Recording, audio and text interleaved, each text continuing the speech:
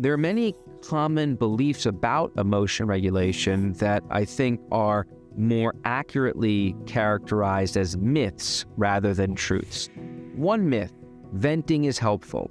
We know that venting your emotions can be really good for strengthening the friendship and relational bonds between people, but we also know that if all you do is vent about a problem in a conversation, you often leave that conversation feeling worse or just as bad as you started. So venting doesn't lead long-term to effective outcomes. Another myth: avoidance is always toxic.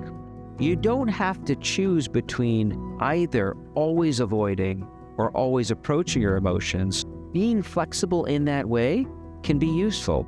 Giving your psychological immune system some time to temper the emotional response. You then come back to the problem, and you either find that the problem isn't as big as it felt initially, or you can approach it from a calmer and more deliberate point of view. We often hear that we should strive as much as possible to live in the moment. This is a directive that I fear we have taken to an extreme. The human mind didn't evolve to be perpetually in the moment. It evolved to travel in time. Going into the future allows me to simulate and plan. It also allows me to fantasize about the good experiences that lie on the horizon. I can also go back in time to learn from the mistakes that I've made, so I don't repeat them again. I can also go back in time to savor past positive experiences. Most of our experiences follow a specific time course. We live our lives.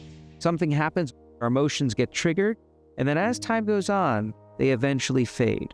Now, when we are experiencing intense emotions, we often lose sight of the fact that as time goes on, we're gonna feel better.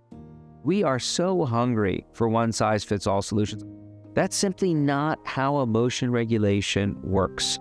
You want to show up for every situation with a phenomenal toolbox of skills. And that's where science can guide us.